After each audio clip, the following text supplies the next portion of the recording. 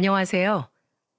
저는 재혼을 통해서 큰 복덩이들을 3명이나 얻은 대한민국의 한 여성입니다. 초혼에 실패한 저는 다시는 결혼 같은 건 생각하고 싶지 않았어요. 전 남편에게 받은 상처가 너무나도 컸기에 결혼이라는 굴레가 지긋지긋하게 느껴졌거든요. 게다가 남자를 더 이상 믿지 못하게 되었기도 했고요. 하지만 운명처럼 만난 이 사람은 저에게 새로운 시작과 새로운 인생을 선물해 주었고, 그 선물이 너무나도 귀해 이제는 더는 빼앗기고 싶지 않을 만큼 행복한 시간들을 보내고 있답니다. 사실 제 첫 결혼은 일찍 시작하게 되었어요.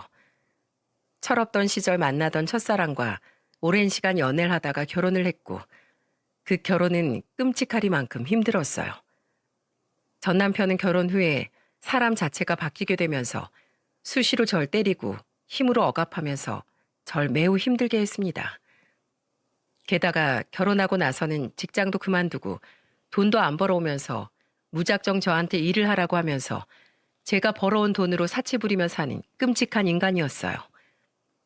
그런 남편이 전 너무나도 싫었고 힘들었습니다. 정말이지 결혼 생활이 너무나 지긋지긋했어요. 그때는 돈도 없어서 시댁에 들어가서 살았었는데 시댁 역시 절 시댁살이로 너무 힘들게 했죠. 그냥 막장인 집안이었어요. 시부도 돈을 안 벌고 시모는 겨우 다른 건물 청소부 일을 했었는데 하루에 3시간 일을 하면서 그게 힘들다며 집에 오면 저한테 청소며 밥 준비며 온갖 것을 다 시켰답니다. 저는 아침에 나가서 저녁에 들어가는 회사원으로 일을 하고 있었는데도 말이죠. 물론 그때까지만 해도 순에 빠졌던 제가 그 결혼 생활을 통해 악바리가 되었기 때문에 마냥 당하지만은 않았어요.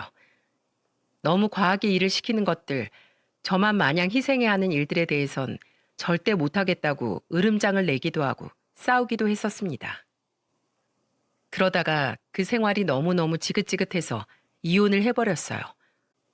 그 이혼도 해주기 싫다고 하는 걸 억지로 진행시켰기에 이혼하는 과정 자체도 너무 힘들었고요. 하지만 결국 저의 승리로 끝났고 그 집안과는 다시는 엮일 일이 없이 깔끔하게 끝이 났습니다. 그 전 남편과의 사이에서는 결혼 생활도 그리 길지 않았기에 자식도 없었어요. 그래서 딱 제 몸만 그 집에서 빠져나와 지내고 있었죠. 그 끔찍했던 결혼 생활을 지나면서 저는 남자라는 종족에게 질려버렸고 다시는 결혼을 하지 않을 생각이었습니다. 그래서 거의 10년 가까이를 혼자서 지내왔던 것 같아요. 첫 결혼은 2년 만에 그렇게 끝이 났고 그 이후로는 연애도 하지 않은 채로 지냈죠. 근데 제 지인이 그 모습이 너무 안쓰러웠는지 이 세상에는 좋은 사람도 많으니 제발 누구라도 만나라고 하더라고요. 그러면서 정말 좋은 남자가 있다며 제게 소개를 시켜주었고 그 사람이 저의 현재의 남편이 되었습니다. 이 사람은 정말로 제가 알던 남자들과는 달랐어요. 처음부터 저는 경계심이 강해서 전 남편한테 상처받은 것들을 다 이야기하고 시작했는데 제 그 상처를 알아서 그런지 몰라도 저를 대하는 게 상당히 조심스럽더라고요. 그리고 정말 제가 이제껏 봐온 사람들 중에 가장 자상한 사람이었습니다. 한 번은 제가 정말 숨도 못 쉬게 아팠던 날이 있었어요. 그때는 결혼 전에 연애를 하고 있었을 때였는데 몸살이 심하게 나버린 제가 밖에도 못 나가고 집에 꼼짝없이 갇혀 있으니 그 사람이 이런 행동을 하더라고요. 남편은 그날 바로 연차를 내서는 저희 집으로 찾아와 밤새도록 저를 간호했습니다.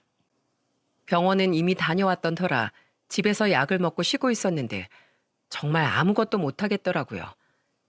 그런 절 위해서 지금의 남편은 죽까지 손수 끓여가며 저를 간호해 주었어요.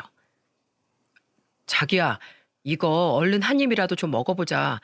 이거 먹고 얼른 약 먹어야지. 그래야 빨리 나을 수 있어. 나 진짜 못 먹을 것 같아. 너무 힘들어. 딱 한 입만. 제발 걱정하는 날 봐서라도 딱 한 입만 먹어줘. 이거 먹고 약만 얼른 먹은 다음에 자. 그 다음부턴 힘들게 안 할게. 알았어. 그리고 고마워 자기야. 오히려 나 때문에 자기가 더 고생인데 내가 괜히 투정 부리게 되네. 아픈데 당연하지. 그리고 자기는 얼마든지 나한테 투정 부려도 돼. 그러라고 내가 있는 거야. 그러니까 앞으로도 아프고 힘든 일 있으면 언제든지 나한테 기대. 나한텐 그게 행복이야. 남편은 이만큼이나 좋은 사람이었어요. 안타깝게도 남편도 초혼에 실패를 했는데 그 이유는 이렇게 좋은 사람을 두고 그 전처가 바람을 피웠기 때문이었죠. 그래서 상처를 받았던 남편도 이혼 뒤에 누구도 만나지 않고 있다가 절 만나게 되면서 그 아픔을 극복한 케이스였어요. 서로가 서로에게 꼭 필요했던 저희는 재혼을 했습니다. 대신 저는 혼자 들어갔지만 남편에게는 초등학생과 중학교 되는 아들 2명이 있었어요. 그 여자는 양육권도 다 포기해버린 채 바람난 인간과 도망간 거라 그 아들 둘을 남편 혼자 힘으로 다 키우고 있었죠.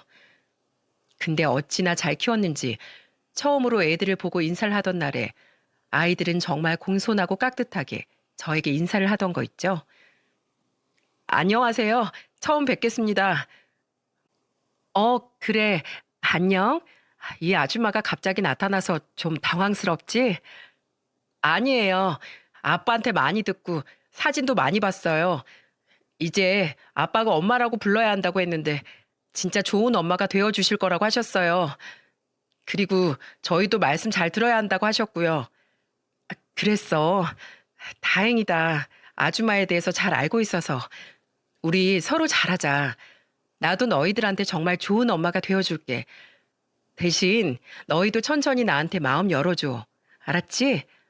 처음부터 무리는 안 해도 돼. 네, 감사합니다. 근데 우리 아빠가 좋은 사람이라고 했으니까 믿을 수 있어요. 그래, 아주만 너희가 믿고 있는 아빠에 대한 그 믿음이 흔들리지 않도록 정말 좋은 사람이 되어볼게. 그리고 아빠를 믿고 있는 너희가 너무 예쁘고 자랑스럽다. 벌써부터 너희가 내 아들이 된다는 게 너무 설레고 행복한데? 앞으로 우리 잘 지내보자. 중학교 2학년 애 입에서 나올 수 없는 이 속 깊은 말로 저는 위로를 받는 것 같았어요. 그리고 그 뒤로 정말로 이 아이들은 모난 부분 없이 저를 엄마로 잘 받아들여 주었고 저희는 내 가족이 되어 서로에게 잘 적응하고 서로를 잘 받아들이면서 지내고 있었습니다. 남편 역시 결혼하고 나서는 저한테 더 잘했어요. 집안일도 웬만해서는 못하게 하고 청소며 빨래며 본인이 다 하려고 했죠. 또 아들들도 저를 잘 도와주면서 서로가 서로에게 필요하고 좋은 존재가 되어가면서 행복한 생활을 하고 있었어요. 그리고 저는 그런 남편과 아들들과 함께여서 기쁘고 감사했습니다. 남편은 참 건강한 사람이었어요. 가정에도 충실했지만 인간관계도 좋아서 모임을 정기적으로 하고 있었는데요. 부장으로 있으면서 자신을 잘 따르는 부하 직원들과 같이 모임을 정기적으로 하고 있었죠. 그들은 술 마시고 유흥을 즐기는 모임이 아니라 건전하게 등산도 하고 운동도 하러 다니는 건강한 모임이었기에 저도 이 모임만큼은 얼마든지 다녀오라고 했어요. 근데 원래는 혼자 잘 다니던 남편이 어느 날은 저한테 제안을 하나 했고 그건 바로 남편의 부부 동반 모임 제의였습니다. 저는 남편의 직장 생활이 궁금하기도 하고 남편의 동료들이 궁금해 그러자고 했죠. 그렇게 남편의 모임에 처음으로 부부 동반이 계획돼서 저까지 그 모임에 참석하게 되었어요. 특별히 강원도에서 모임을 가졌기 때문에 이번엔 저와 남편이 같이 부부 동반 모임에 참석하기 위해 강원도로 갔죠. 근데 가는 내내 굉장히 떨리더라고요. 그동안 남편의 직장 동료들을 본 적이 한 번도 없었기에 그곳에서 처음 대면하게 될 사람들을 생각하니 너무 떨렸어요. 제가 원래 좀 사교성이 좋은 사람이 아니기 때문에 더욱 그런 것도 있었지만 일단 남편의 직장 동료들이기 때문에 잘 보여야 한다는 생각이 커서 더 떨리던 거 있죠. 아무래도 남편이 직장에서 위치가 부장이기도 한데다 같은 모임 사람들의 부인들까지 다 참석을 한다고 하니까 남편의 체면도 생각을 해야 하고 다른 직원들 부인들에게 꿀리지 않고 싶은 마음도 있어 더 부담감이 컸습니다. 그래서 열심히 꾸미기 위해서 미용실에 가서 머리도 새로 하고 동대문으로 가서 옷도 새로 사서 입었어요. 이만큼이나 신경 쓰고서 한껏 기대와 부담감, 설렘과 떨림을 가지며 모임을 하러 나갔고 야심차게 준비해 나간 저는 모임 장소에 도착하자마자 예기치도 못한 상황에 큰 충격을 받아야만 했습니다. 모임 장소에서 모인 인원들은 총 4커플이었고 저는 그곳에서 충격적인 인물을 만나야 했어요. 지금 생각해도 손발이 떨려올 정도로 너무나 끔찍한 재회였죠. 제가 마주한 인물은 바로 강유리라는 인물이었고 그 사람은 바로 제 중학교 고등학교 시절 동창이었습니다. 저는 고향이 충청도예요. 충청도 중에서도 시골 마을에서 자랐는데 그 마을은 학교가 많이 없었기 때문에 초중고를 거의 다 같이 나오는 경우가 흔하디 흔했습니다. 그래서 강유리와도 중학교와 고등학교를 같이 나오게 된 거였죠. 근데 강유리는 그냥 단순한 동창이 아니었습니다. 생각만 해도 끔찍한 사람이었어요. 중학교 시절부터 굉장히 싸가지가 없는 것으로 유명했고 소위 말하는 노는 아이에 속했었기 때문에 굉장한 문제아이기도 했었죠. 그때부터 담배 피고 다니고 같은 날라리 애들이랑 오토바이 타고 다니면서 술까지 마시는 그런 아이였어요. 무엇보다 다른 사람들을 괴롭히는 아주 악질 중에서도 악질인 아이였죠. 그리고 이 강유리에게 괴롭힘을 당했던 사람 중 하나가 바로 저였습니다. 강유리는 학창시절에 절 아주 많이 괴롭게 했었는데요. 아직도 기억에 남는 사건 중 하나가 바로 뺨 따기 사건이에요. 강유리는 중학교 시절에 쉬는 시간에 갑자기 절 화장실로 불렀습니다. 그때 당시엔 그 아이의 존재가 매우 무섭고 컸었기에 저는 부르는 대로 따라갈 수밖에 없었죠. 근데 오라는 대로 쫓아간 그 화장실에서 강유리는 난데없이 제 뺨 따기를 확 때려버리던 거 있죠. 당시 저는 너무나 당황스럽고 아프고 무서웠지만 그만큼 억울한 마음도 커서 따져 물었어요. 왜 때려? 가만히 있는 날 왜 때리는 건데? 악에 받쳐 소리를 지르는 저에게 강유리는 대답을 했고 저는 그 대답에서 완전히 마음이 무너져 내리는 걸 느껴야만 했습니다. 왜 때리냐고? 그냥 네가 갑자기 너무너무 꼴 보기 싫어서 그래서 때렸는데? 근데 이게 어디서 감히 나한테 화를 내? 네가 아주 제대로 돌았구나. 내가 너 교육 좀 제대로 시켜줘야겠다. 강유린 이렇게 말한 뒤 자신의 패거리 아이들과 합세를 해서 다시는 생각하고 싶지도 않을 만큼의 강도로 저를 마구 때렸어요. 그뿐만이 아니었죠. 그 뒤로부터는 아예 대놓고 절 따돌리면서 돈을 빼앗아가고 폭행을 하면서 심지어 나중에는 종 부리듯 저를 막 부려댔죠. 그리고 정말로 잊을 수 없었던 큰 사건은 바로 제가 한 번 더 반항을 했더니 그 자리에서 가위를 가지고 와 제 머리를 확 잘라버리는 일이었습니다. 그로 인해서 저는 매일매일 고통 속에서 살아야 했어요. 너무 힘들어서 선생님들께 이야기도 했었지만 선생님께서는 약간의 주의만 주었을 뿐 그 뒤로부터는 거의 터치를 하지 않으셨기에 저는 일러 바쳤다는 이유로 더 큰 괴롭힘을 당하며 살아야만 했어요. 그 당시 강유리 패거리가 5명이었는데 이 아이들 때문에 전학 가는 애들도 적지 않았습니다. 저 역시도 너무나 전학을 가고 싶었지만 전학을 가기 위해선 이사를 가야 했는데 당시 저희 집안은 이사가 형편이 안 되었던 터라 저는 그냥 그곳에 머무르면서 속수무책으로 당해야만 했어요. 그 덕에 저는 끔찍한 학창 시절을 보내야만 했죠. 제가 그 아이에게서 벗어날 수 있는 방법은 고등학교 이후에 대학교를 가면서 완전히 그 지역을 떠나버리는 일이었기에 저는 악착같이 공부하며 서울에 있는 대학교로 들어가면서 그때부터 아예 자취를 하기 시작했어요. 그리고는 고향에도 거의 내려가지 않은 채 20여 년을 살아왔죠. 근데 그렇게 피하고 또 피하며 살았던 그 끔찍한 인물을 남편의 직장 부부 동반 모임에서 떡하니 만나게 돼버린 거였습니다. 저희 둘은 누가 먼저라 할 것도 없이 서로를 알아봤고 강유리는 저를 알아보자마자 아는 체를 해댔어요. 어머나, 얘, 너 정숙이 맞지? 어머, 정숙이 맞는 것 같네. 혹시 충청도가 고향 아니에요? 나 정숙이 맞아. 오랜만이네. 저는 속으로는 너무나 떨리고 무서웠지만 이제는 세월도 흐를 대로 흘렀고 저도 40년 인생을 살면서 나름 연륜이라는 게 생겼기 때문에 저의 속내를 드러내지 않고 덤덤한 말투로 말을 할 수 있었어요. 그리고 강유리도 무슨 속내인지 모르겠지만 마치 저와 굉장히 친했었다는 듯 무척이나 반가워하는 말투로 말을 하더라고요. 어머나 얘, 이게 얼마만이야. 진짜 반갑다. 그동안 잘 지냈지? 뭐 그럭저럭 잘 지냈어. 넌 잘 지낸 것처럼 보이네. 그, 난 남편이랑 짐을 좀 옮겨야 해서 이따 얘기 나누자. 어, 그래, 그래. 얼른 짐 빼. 저는 뻔뻔하게 나오는 강유리와 더는 대화를 하고 싶지 않아서 핑계를 대고는 바로 그 자리를 피해버렸어요. 그리고도 그 뒤로 강유리와는 최대한 단 둘이 있거나 대화를 하게 되는 상황을 피하기 위해 최대한 남편과 붙어 다니거나 강유리에게 틈을 주지 않으려고 노력했죠. 하지만 그 노력이 무색해질 만큼 그날 밤 다 같이 저녁을 먹는 자리에서 강유리로 인해 그 자리는 완전히 초토화가 될 수밖에 없었습니다. 그날 밤 저희는 다 같이 저녁을 먹으면서 술까지 마시며 시간을 보내고 있었어요. 저는 평소에도 술이 많이 약하기 때문에 거의 마시지 않는 터라 정신이 말짱한 상황이었고 강유리는 중학교 때부터 마셨던 술버릇이 여전히 이어지고 있었는지 미친 듯이 부어라 마셔라 하면서 먹어대고 있더라고요.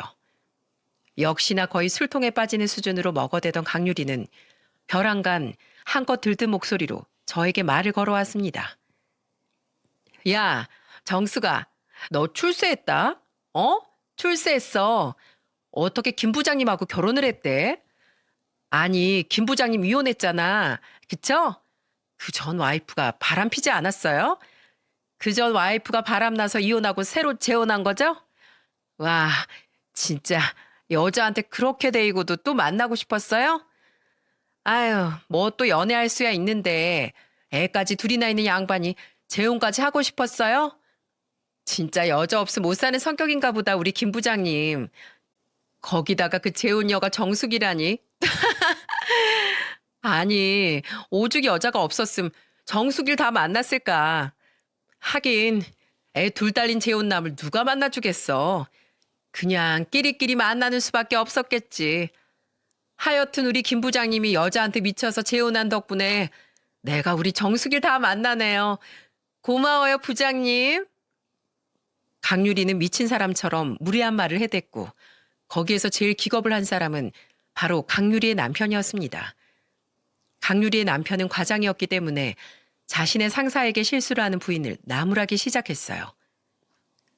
당신 미쳤어? 부장님께 지금 그게 무슨 경우 없는 짓이야? 그게 무슨 헛소리냐고. 당장 사과드려 얼른. 부장님, 죄송합니다. 저희 와이프가 너무 취해서 지금 앞뒤 분간 없이 실수를 했네요. 정말 죄송합니다. 제가 대신 사과드릴게요. 강유리의 남편은 안절부절하며 저희 남편에게 죄송하다며 사과를 해왔어요. 근데 저희 남편은 이 무례한 말에 아무렇지도 않다는 듯이 사람 좋은 웃음을 내면서 말을 하더라고요. 괜찮아. 뭐 술에 취한 사람한테 그렇게 화내봤자 들을 수 있는 것도 아니고. 근데 좀 조심은 시켜야겠네. 아무리 취했어도 실수가 너무 크면 좀 문제 아니겠어? 오랜만에 우리 마누라 만나면서 동창 보는 게 반가워. 좀 들떠서 얘기하는 것 같은데 너무 취한 것 같으면 자네가 알아서 들어가서 재우던지 해. 여기 지금 우리만 있는 것도 아니니까. 재수 씨, 지금 우리 마누라 만나서 반가운 마음에 들떠서 말하는 건 알겠지만 실수가 좀 크시네요. 말은 좀 가려서 해주면 좋겠습니다. 제가 정중하게 부탁드립니다. 남편은 굉장히 젠틀하게 이야기를 했어요. 남편은 평소에도 굉장히 이해심이 많고 배려가 깊은 사람이었기 때문에 누가 봐도 무례하기 짝이 없는 이 상황에서도 웃으며 잘 넘기더라고요. 하지만 그 말 안에 충분히 카리스마가 있었기에 강유리도 조금은 아차 싶었는지 그때 당시는 바로 꼬리를 내리던 거 있죠. 어머, 부장님 죄송해요. 제가 정숙이 만나서 너무 반가운 마음에 실수를 좀 했네요. 제가 이래요. 원래부터 제가 좀 말을 가려서 못하는 성격이라서 또 실수했네요. 죄송해요, 부장님. 이해해 주세요. 당신, 진짜 한 번만 더 여기에서 실수하기만 해. 그땐 당장 나한테 끌려서 올라갈 줄 알아. 아이, 참, 알았어. 그래서 지금 죄송하다고 하잖아. 나 참, 잠깐 술 취해서 한 말인데, 당신은 뭘 그렇게 안절부절해? 우리 너그러우신 부장님은 다 이해해 주실 거야. 그쵸, 부장님? 강유리는 강적 중에서도 강적이었습니다. 말은 미안하다고 하면서도 여전히 무개념 짓이 흘러나와 그 자리에 있는 모두를 당황시켰어요. 하지만 남편도 술 취한 사람한테 아무리 이야기해봤자 좋은 꼴 못 본다는 걸 알았는지 그냥 그대로 넘어가 주더라고요. 저 역시도 여기에서 일을 더 키우고 싶지 않았기에 조용히 넘어가 준 남편에게 고마웠어요. 그리고 그 자리가 빨리 파하기만을 간절히 바라고 있었습니다. 근데 역시 강유리는 여전히 정신을 못 차리고서 두 번째 폭탄 발언을 내뱉고야 말았어요. 야, 정수가, 근데 있잖아. 너 보니까 우리 학생 때 너무 생각난다. 나 진짜 웃겨 죽겠네. 아니, 너 말이야. 중학교 때부터 완전 내 꼬붕이었잖아. 맨날 내 가방 들어주고 내가 간식 사오라고 하면 간식도 사오고 돈 좀 달라고 하면 돈도 다 내주고 그랬잖아. 그치? 아유, 그랬던 우리 찌질이 정수기가 어느새 다 커가지고 지금은 여기 이렇게 나랑 같이 앉아있고 말이야. 사람 인연이라는 게 진짜 끈질기다 끈질겨. 세상 참 좁아. 그치? 어디 오랜만에 보는 우리 정수기 얼굴 좀 자세히 보자. 어머나, 너 진짜 예뻐졌다고 생각했는데 세상에나. 너 쌍수했구나. 그치? 눈이 살짝 부자연스러운 게 너무 싼 데서 한 거 아니야? 뭐라고? 저는 너무도 어이없는 이 상황에 말도 제대로 나오지 않았어요. 근데도 여기에서 강유리는 멈추지 않았습니다. 아유, 너 그때 내 종로를 타면서 전학도 여러 번 가고 싶어 했다는 거 나 알아. 근데 어디 니네 집안 형편이 좀 안 좋았어야지. 우리 불쌍한 정숙인 돈이 없어서 이사도 못 가고 전학도 못 가고. 에휴, 불쌍해라. 그래도 지금은 부장 남편 만나서 출세했으니까 그걸로 된 거지. 그야말로 취집 너무 잘 간 거지. 비록 애들을 네가 키워야 해서 거의 팔려간 거나 마찬가지겠지만 그래도 돈놀이는 좀 할 수 있으니 얼마나 좋겠어. 그거면 됐다 얘. 강유리는 정말이지 가면 갈수록 미친 사람 같았습니다. 그 말들이 하나씩 내뱉어질 때마다 저는 오히려 제가 더 미쳐버리는 줄 알았어요. 우리 정숙이 진짜 어릴 땐 감히 내 눈도 똑바로 제대로 못 쳐다보고 있었는데 지금은 이렇게 내 앞에서 떡하니 술까지 마시고 있고 이게 무슨 일이야 그래? 그때는 그냥 나만 보면 벌벌 떨었었는데 그치? 참 사람 인생 오래 살고 볼 일이다. 오래 살고 볼 일이야. 점점 더 심해지는 강유리의 폭탄 발언에 저는 더는 참아줄 수가 없었습니다. 그래서 제가 마시고 있던 맥주 캔을 들어 그대로 강유리의 얼굴에다가 뿌려버리고 말았죠. 야, 너 지금 뭐 하는 짓이야? 너 미쳤어? 뭐? 미쳤냐고? 미친 건 너겠지? 야, 진짜 사람 안 변한다고 하더니 그 짝이 딱 너한테 해당되는 말이었네. 내가 진짜 사람들이 있어서 조용히 넘어가 보려고 참고 또 참고 있었는데 넌 도저히 참아주면 안 되겠다. 어쩜 그렇게 예나 지금이나 넌 그 쓰레기 인성이 바뀌질 않아. 그것도 참 대단해. 야, 너 그따위로 앞뒤 분간 못하고 설쳐대면 피해보는 건 네 남편이야. 알아 임마? 뭐? 임마? 그래 임마. 야, 너 내가 예전에 박정숙인지 알아? 너 학생 때 네 친구 패거리들이랑 몰려다니면서 온갖 나쁜 짓은 다 하고 다녔지? 학생 신분으로 술, 담배 다 하고. 어디 그것만 했니? 오토바이 타고 다니면서 아무 죄 없는 애들한테 시비 걸고 돈 뺏고 이유 없이 때리고. 근데 그 버릇 아직도 못 고친 것 같다. 여전히 인성이 쓰레기야. 세월은 같이 맞았는데 넌 참 여전히 더럽게 산다. 난 아니야. 난 변했다고. 옛날에 네가 알던 그 박정숙이 아니야. 너한테 아무 힘도 못 쓰고 마냥 속수무책으로 당하기만 했던 그 사람이 아니라고. 야, 내가 언제 그랬다고 그래? 너 아주 말 지어내는데 선수다. 이거 완전히 허언증 환자 아니야? 내가? 내가 허언증이라고? 설마 허언증은 네가 허언증이겠지? 아니지. 넌 허언증이 아니라 그냥 기억 상실인가? 아님, 너 그 나이에 벌써 치매 왔니? 어떻게 네가 하고 다닌 짓을 기억을 못해? 난 아직까지 이렇게 생생한데. 웃기지 마. 나 그런 적 없거든? 너 아주 사람들 앞이라고 뭐 관심 좀 끌고 싶어서 그러나 본데 난 전혀 기억나는 바 없음이야. 이거 왜 이래? 난 누구보다 착하게 살았다고. 야, 유리야. 지나가던 개가 웃겠다. 너 정말 기억 안 나? 그럼 내가 기억나게 해줄까? 네가 나한테 했던 짓거리 내가 여기에서 하나하나 다 읊어봐. 네가 나한테서 매일매일 돈 뺏어간 거, 화장실로 끌고 가선 이유 없이 꼴 보기 싫다고 패거리들이랑 나 때린 거, 심지어는 어른들한테 이르고 너한테 한 번 반항했다고 가위로 내 머리카락까지 멋대로 잘라버렸지? 어때? 내가 이렇게 얘기해 주는데도 너 기억 안 나니? 저는 시치미를 뚝 떼는 강유리를 보며 이참에 그 당시 당한 수모를 전부 다 되돌려줘야겠다는 생각 하나로 마구 따져댔어요. 역시나 제가 틀린 말 하나 없이 전곡을 콕콕 찌르니 상당히 많이 찔린 것 같더군요. 제가 말을 할 때마다 콧구멍까지 벌렁거리며 흥분을 하던 강유리는 급기야 모두가 놀랄만한 짓거리를 해버렸습니다. 그 놀랄만한 짓거리는 다름 아닌 제 머리 끄댕이를 잡아 흔드는 거였죠. 갑작스런 공격에 너무나 당황했지만 금방 제 페이스를 찾고는 저 역시 지지 않고 머리 끄댕이를 잡기 위해 손을 올렸습니다. 근데 누군가의 행동으로 인해 그 일을 멈춰야 했어요. 그리고 그 누군가의 행동 하나로 인해서 엄청난 파장이 일어났죠. 그 누군가는 바로 제 남편이었고 제 남편이 제가 강유리의 머리 끄댕이를 잡고서 제압하려던 순간 나서서 한 행동은 강유리의 싸대기를 날리는 일이었습니다. 제 남편은 바로 강유리의 싸대기를 후려 갈겨버리면서 어마무시하게 화를 내며 호통을 쳤어요. 이 목 같은 년이 감히 내 와이프를 건드려? 내가 다른 건 다 참아도 내 마누라 건드는 건 절대 못 참아. 야, 김 과장, 너넨 앞으로 우리 모임에 끼지 마. 아예 참석하지 마. 자리 어려운 줄 모르고 술은 떡이 다 돼서 할 말 못할 말 구분 못하고 말이야. 그리고 이제 보니 우리 와이프랑 동창이 아니라 완전히 학폭으로 콩밥 먹어도 시원찮은 사람이잖아. 감히 내 와이프를 함부로 대해? 요즘 세상이 얼마나 무서운 세상인지 전혀 모르고 있는 사람이구만. 각오해야 할 거야. 내가 절대로 이대로 넘어가지 않을 거니까.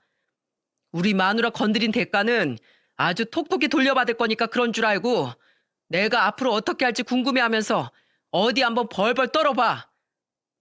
부장님, 죄송합니다. 제가 대신 사과드릴게요. 진짜로 전 제 와이프가 그런 사람인 줄 몰랐어요. 그러니 제발 오늘 실수로 갖게 된 노여움은 부디 풀어주시고 한 번만 용서해 주세요.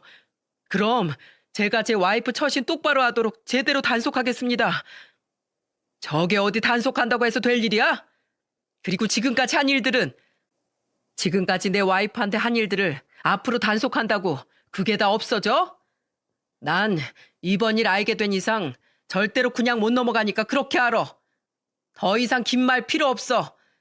나 저 여자 꼴도 보기 싫고 단 한순간도 내 마누라랑 같은 공간에 있는 꼴 못 보니까 당장 데리고 꺼져. 당장 서울 가버리라고. 네. 제 와이프는 제가 데리고 가겠습니다. 지금 바로 떠날게요. 근데 부디 제발 저한테만큼은 노여움 풀어주세요, 부장님. 저도 저 여자가 저런 인간인지 몰랐습니다. 저도 정말 억울해요. 그러니까 제발 용서해 주세요, 부장님. 용서건 뭐건 간에 빨리 가. 안 가? 그렇게 가기 싫으면 자네 와이프라도 이 자리에서 치워버려. 남편은 작정을 했는지 평소답지 않게 정말 세게 나갔어요. 남편이 이 모임을 계속 가질 수 있었던 이유는 팀원을 잘 타이르고 감싸 안는 따뜻한 성품 때문이었는데 불도저처럼 화를 내는 남편의 모습에 너무나도 당황을 했던 김 과장은 자기가 살 길은 이것밖에 없다는 생각이 들었는지 그대로 택시를 불러 자기 와이프만 보내버리더라고요. 질질 끌려가면서 억지로 택시에 타던 강유리는 끝까지 저를 향해 발악을 해댔습니다. 저 재수 없는 것 때문에 내가 이딴 숨을 왜 당해야 하는데? 내가 왜? 너 두고 봐. 너 내가 꼭 복수할 거야. 20년 전에 너 내 꼬붕이었던 거 절대로 잊지 마. 질질 끌려가던 순간에도 가짜는 자존심을 부리는 강유리를 보면서 저는 더는 상종할 필요도 없다는 생각이 들어 그대로 무시를 해버렸습니다. 그렇게 택시를 타고 홀로 쫓겨난 강유리를 뒤로하고 남편은 그 택시가 가자마자 저를 바로 꼭 껴안아 주었어요. 여보, 미안해. 이게 다 나 때문이다. 내가 괜히 이 모임 같이 오자고 해선 안 겪어도 될 일을 겪게 만들었네.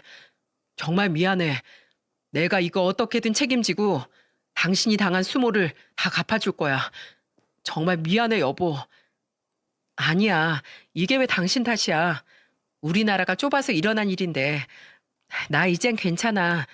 그리고 지금 이렇게 완벽하게 내 편이 되어준 것만 해도 난 충분해. 고마워, 여보. 저희 둘은 그렇게 서로를 다독여 주었습니다. 그리고 이 모습을 보면서 딱 한 사람만이 안절부절했는데 그건 바로 김 과장이었어요. 김 과장은 그 이후로 모임이 끝날 때까지 제 눈치를 보면서 어떻게든 용서를 받기 위해 애를 썼어요. 형수님, 죄송합니다. 제가 제 마누라 여기 데리고 오는 게 아니었는데 이건 다 제 불찰입니다. 다 제 잘못이에요. 정말로 이런 악연이 있는 줄은 꿈에도 몰랐어요. 이제라도 알았으니 앞으로는 다시는 마주칠 일 없으실 겁니다. 무조건 제가 그건 책임지고 맡겠습니다. 정말 죄송합니다, 형수님. 죄송합니다. 아니에요. 괜찮습니다. 그게 어디 김 과장님 잘못인가요? 자기 인생 잘못 살아온 강유리 잘못이지. 김 과장, 다신 그 여자 우리 눈앞에 나타나지 못하게 막아. 한 번만 더 우리 눈앞에 띄었다간 그땐 다 죽는 거야. 알았어? 네, 그럼요, 부장님. 당연하죠. 절대로 못 나타나게 하겠습니다. 절대로요. 남편은 정말 화가 많이 났는지 흥분이 가라앉질 않았어요. 그 자리에 모인 모든 사람들이 남편의 이런 모습을 처음 보았고 특히나 저희 둘의 이야기를 다 들은 남은 모임 사람들은 더 많이 놀란 듯 했어요. 결국 나중에는 남편을 말리기까지 해서 남편은 겨우 흥분을 가라앉혔고 그 이후의 모임을 정상적으로 지나갈 수 있게 되었습니다. 근데 저는 그 남은 모임에서 강유리에 대해서 좀 알게 되었는데 현재 강유리의 직업을 듣고 저는 정말 깜짝 놀랐습니다. 강유리의 현재 직업은 다름 아닌 어린이집 교사였어요. 중고등학교를 그렇게 망나니로 살면서 다니더니 대학교에서 겨우 정신 차려서 공부해서는 어린이집 교사로 들어가 일을 하게 된 모양이더라고요. 그러다가 집안에 돈이 좀 있어서 어린이집을 아예 차려서 운영까지 하고 있었어요. 어릴 때 집안에 있는 돈을 믿고서 강유리가 그렇게 못된 짓을 하고 다녔던 거였기에 어른이 되어서도 집안의 부유한 경제적인 상황을 잘 활용한 것 같더군요. 참, 어떻게 그런 인성의 사람이 어린이집을 운영하고 있는 건지 저는 그 어린이집 아이들이 너무나 걱정스러우면서도 불쌍하게 느껴졌어요. 하지만 이제는 더는 강유리라는 사람 자체를 전 신경 쓰고 싶지 않아 그날 이후로는 아예 싹 잊고 살고 있었습니다. 근데 어느 날 제 SNS를 봤는데 익숙한 이름으로 메시지가 들어와 있는 게 보였고 그건 강유리에게서 온 연락이었습니다. 내용 안에는 굉장히 구구절절한 내용으로 적혀 있었어요. 정수가, 나야 유리. 그날 그렇게 헤어지고 나서 남편이 화를 많이 내더라고. 그래서 내가 뭘 잘못했는지 알았어. 정말 미안해. 내가 우리 남편 회사 안에서 위치도 있는데 좀 경솔하게 행동했던 것 같네. 그날 부장님도 너도 화나게 해서 내가 정말 면목이 없어. 그래서 말인데 내가 꼭 좀 만나서 너한테 직접 다 사과하고 싶은데 만나줄 수 있어? 강유리는 그 안에 저한테 미안하다는 표현을 구구절절하게 적어놓았고 저는 다시는 보고 싶지 않았지만 그래도 그날 저한테 진심으로 미안해하고 많이 힘들어했던 김 과장님을 위해서라도 한번 만나야겠다는 생각이 들었어요. 그렇다고 해서 그 용서를 받아줄 생각은 없었지만 그렇게라도 한 번 더 만나 저는 그날 못다한 저의 억울했던 감정들, 지난날 강유리에게 당하면서 느꼈던 그 끔찍하고 처참했던 기분들을 다 쏟아내고는 풀어버리고 싶어서 큰맘 먹고 만나기로 했죠. 그리고 정말로 강유리가 저한테 진심으로 미안해하고 있는지도 궁금해서 만나보기로 했어요. 그런데 역시나 사람 인성은 어디 안 가더라고요. 반성한다며 저한테 정식으로 사과를 하고 싶다고 말했던 강유리는 제가 카페에 나가자마자 바로 제 얼굴을 향해서 물컵을 뿌려댔습니다. 저는 어느 정도 예상하고 있었던 터라 크게 당황하진 않았어요. 하지만 이런 상황이 발생할 경우 이전에 마냥 당하기만 했던 내가 아니라는 걸 알려주기 위해 나간 것도 있었기 때문에 저 역시 대차게 행동을 해버렸습니다. 주변 시선은 아랑곳하지 않고 그대로 강유리의 머리채를 잡아 끌고는 바닥에 패대기를 쳐버렸어요. 근데 역시 악발이 강유리도 어디 안 가더군요. 강유리 역시 제 머리채를 잡더니 막 흔들어대면서 저희의 몸싸움이 시작됐습니다. 엎치락 뒤치락 난리가 났고 주변에서 말렸지만 이미 불붙은 저희의 싸움은 말려지지가 않았어요. 게다가 저는 그동안 당해왔던 모든 한을 다 풀어내느라 있는 힘껏 강유리와 싸웠기 때문에 더더욱 말려질 리가 없었죠. 결국에는 그 안에 있던 사장님이 경찰을 부르면서 사건이 종료되었어요. 저와 강유리는 그날 경찰서에서 싸움을 끝내야만 했고 저는 강유리에게 지지 않고 맞섰다는 것 하나만으로도 속이 다 후련해서 세상을 다 가진 기분을 누려야 했습니다. 오히려 분해서 씩씩거리는 건 강유리 쪽이었어요. 야, 너 진짜 두고 보자.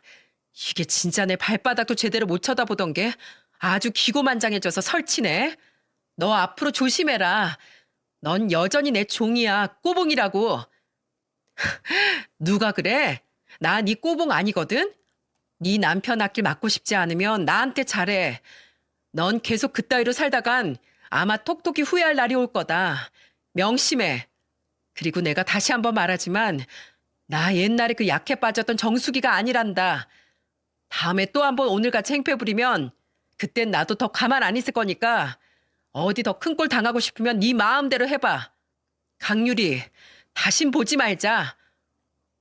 저는 저한테 맞은 게 분해서 씩씩거리는 강유리를 뒤로하고는 남편과 함께 집으로 와버렸습니다.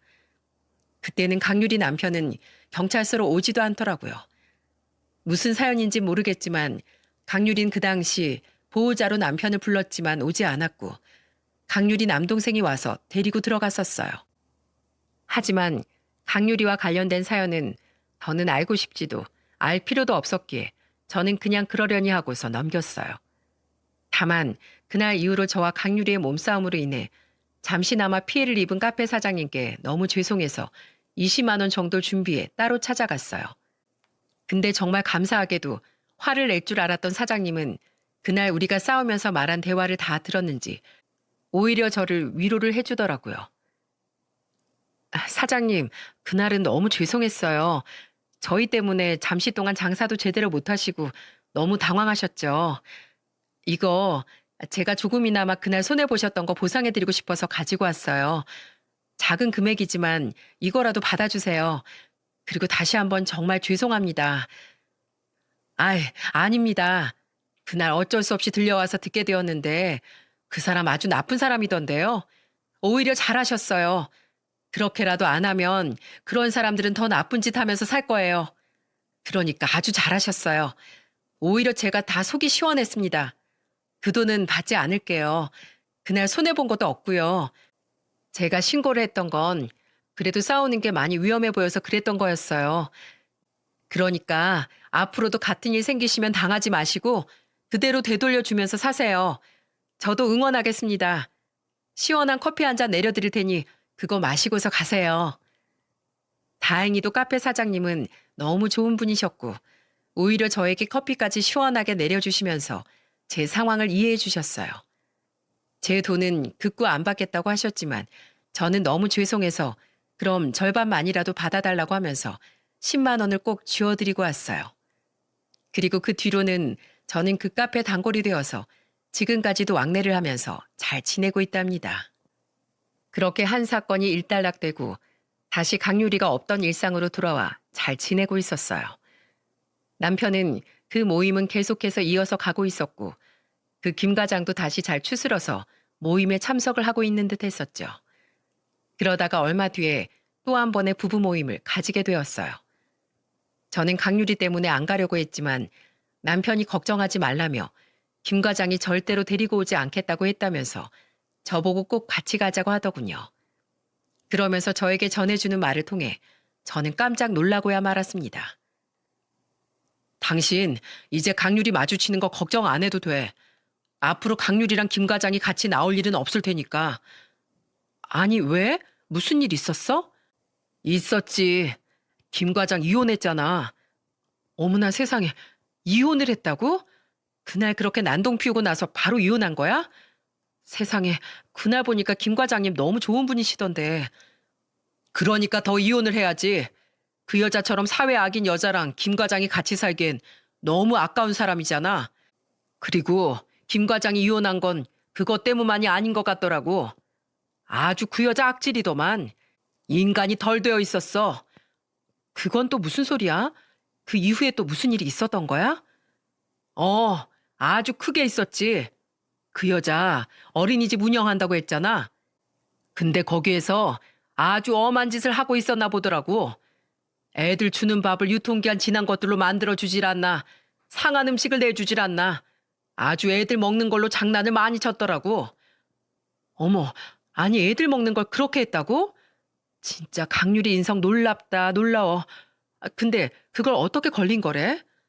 어, 거기 새로 일하러 들어간 선생 한 명이 자기네 원장이 그렇게 하는 거 보고 아주 경악했나 보더라고.